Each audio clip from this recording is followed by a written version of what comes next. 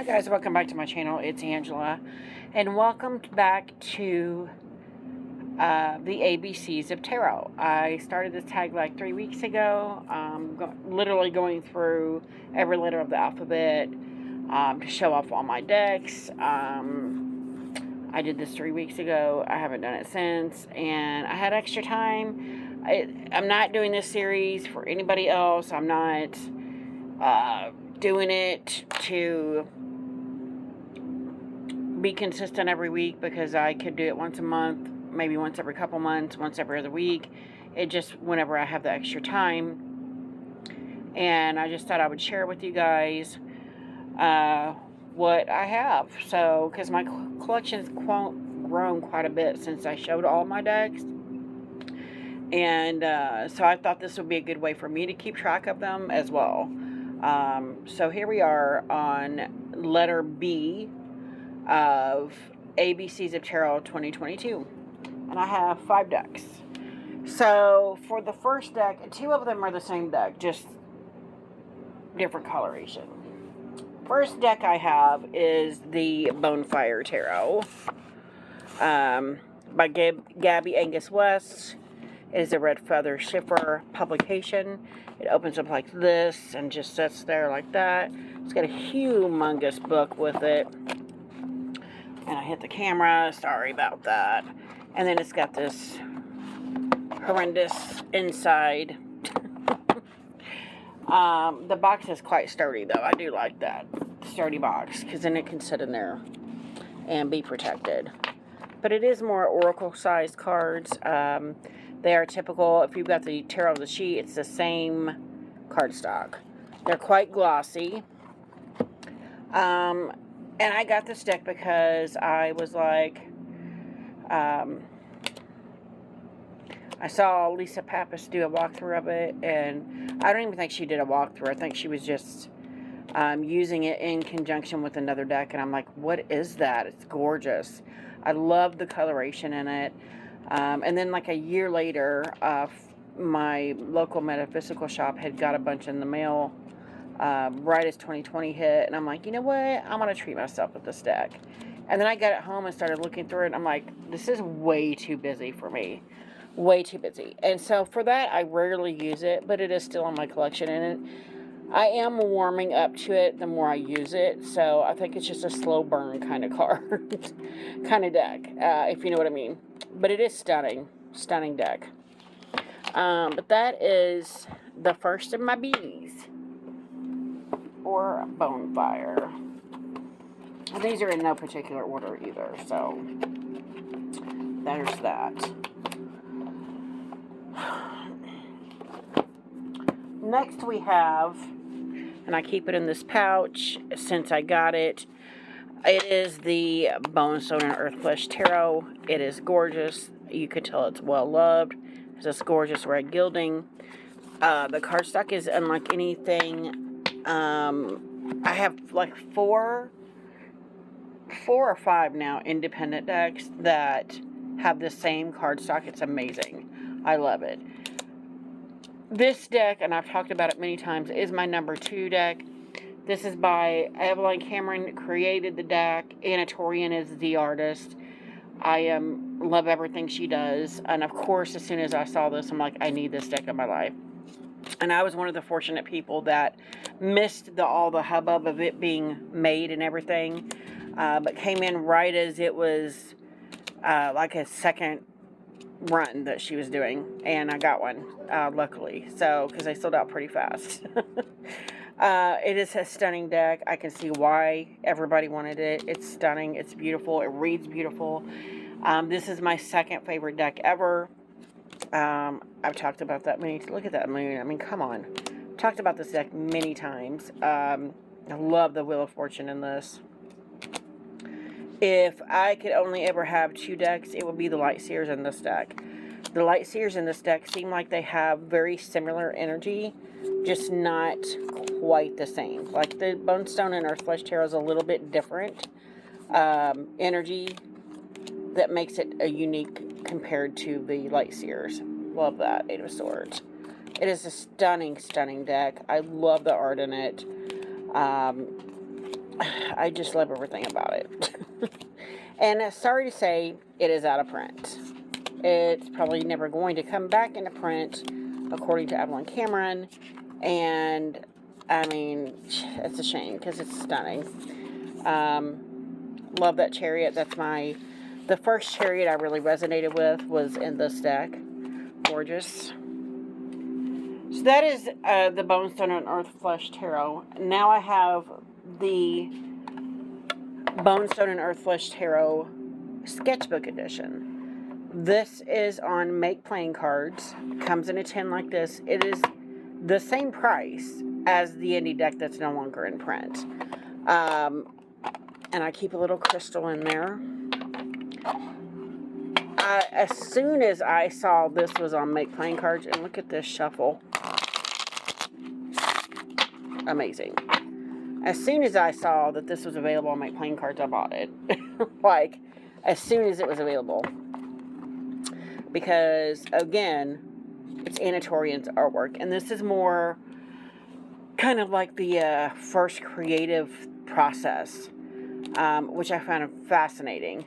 And so I'm like, I have to have it. I have to have it. I don't really use this deck because I have the colored version. But it's nice to know that I have this backup, kind of. But it does seem to be, some of the artwork is a little different in some of the cards. So I find it quite interesting. It's quite a unique take on the same deck. And it is a stunning, stunning, stunning, stunning deck. Stunning.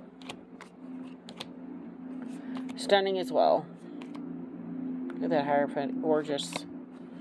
Gorgeous. So I feel a little closer to Anna Torian with this deck, because I feel like I stepped into her first creative process in making this gorgeous deck. So that is the two decks I have. That are the same deck. They're just different coloring. But yeah, they cost the same. Both expensive. But I don't care. They were worth it. And so now we're down to two decks. We have, this is an indie deck. Also, I got it this year. It is a Baroque Tarot. Look at that. Stunning. It's a two-part box. It is stunning. It's by Lamusi Designs. Haven't really used this because it's so decadent. I'm afraid to mess it up, kinda, but also at the same time, it's a very much a Rider-Waite-Smith deck. And if I go for a Rider-Waite-Smith, I'm usually pulling something else. It's gold gilded. It is stunning. Look at that. Stunning. And then we got gold stamping here on the cards themselves. Just stunning. And the writing.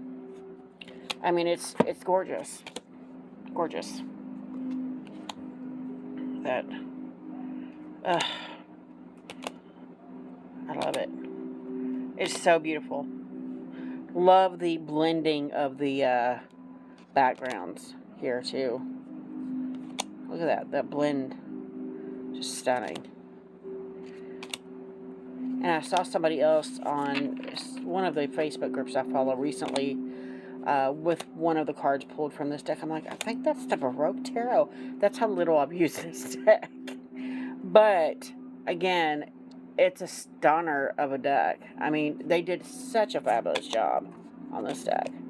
Look at that. The sky is back there. Just gorgeous. It's a gorgeous, gorgeous deck. Look at that Hermit. Gorp 501s.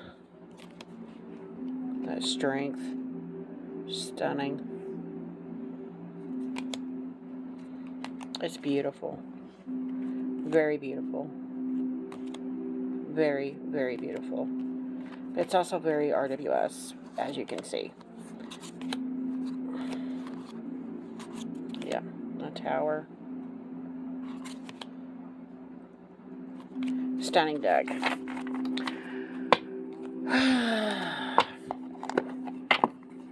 It is gorgeous, and I'm just, part of me is afraid to use it, but then part of me is like, yeah, get over that.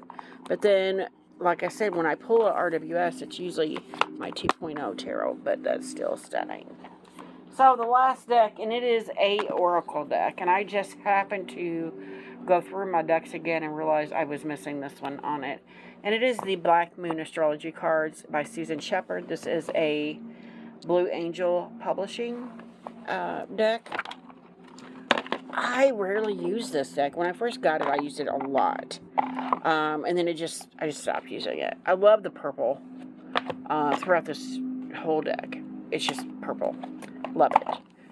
Of course, the cards are huge because they're Blue Angel and they're glossy. I think one of the my other favorite decks is a glossy with the borders, and I found that they reprinted it in a linen borderless, and I'm like, what? And so I'm wondering if they're starting, because I know they did that with a couple decks. I don't know about this one, but I'm wondering if they're starting to go and do that with all of their decks. That's just a side rant. But here we have Venus. So we have the planets, the houses, fifth house, activity, the moon, planets again, and then we also have, this is Leo, so we have the zodiac signs, and then we have lunar eclipse, Chiron. We have it all in this deck. It's beautiful. I don't know why, and this is going to sound ridiculous, but this particular card, the Scorpio I Transform, reminds me of the second Transformers movie where they're in the desert. I think it's the very beginning of the movie. It starts off, the very beginning, there's military everywhere, and all of a sudden this scorpion-looking thing comes out of the sand, and it's a Transformer. But it's a bad guy, and they want to shooting it out and everything, and I just thought that was interesting because that literally is what that reminds me of. And it's funny that it's Scorpio and I transform. Interesting. Another side rant, sorry. And then we have the nodes on here, and I love the coloring in this. It's super glossy, and then we have the elements. That's fire. Maybe if I worked with this more, I would know I cannot, the earth element. The elements don't stick for some reason. They are not sticking in my brain at all. Mars, void, of course, moon. I like that it has whatever it is associated with here, and then it does have a keyword also. There's Virgo, which is me. I analyze, of course, and then we have the symbol here. So this, I think, is an all-around great starter deck for somebody that is trying to learn all of these different symbols and signs and correspondences. It's a great deck for that. I just have forgotten a lot of it because I used it the first few weeks I had it, and then I quit using it. Black Moon Lilith Mystery. It's a stunning deck. That's all I can say. And then there's an added bonus here. I'm just going to go through all the cards real quick with the book, and I'll show you that here in a minute. That was water and air. Pluto, Aries, Green Cross, 10th house, Saturn, and Neptune. Gorgeous cards. And then we have the book, which gives you an added little bonus. Gives you all the information, a lot of information. Gives you a little saying, quote. Gives you all this information. Then it says the second house card in brief. And then at the very end, it gives you key ideas or keywords. And then the corresponding tarot card to that specific card. Which I thought was very interesting because none of that stuck to me. And that's why I think part of it is why I haven't continued this process of the astrology and all that stuff, because it just doesn't seem to stick in my brain.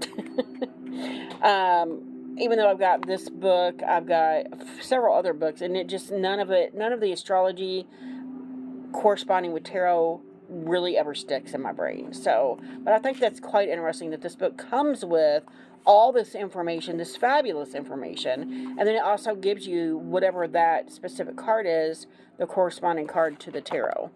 So I just found that very, very, very interesting. And that is all my B cards. So, yeah, if you guys have any questions, comments, concerns, don't hesitate to comment below. If you like this video, give me a thumbs up. If you want to see more, please subscribe. And don't forget to hit that notification button so you're alerted to any future videos. And you guys have a good night. Bye.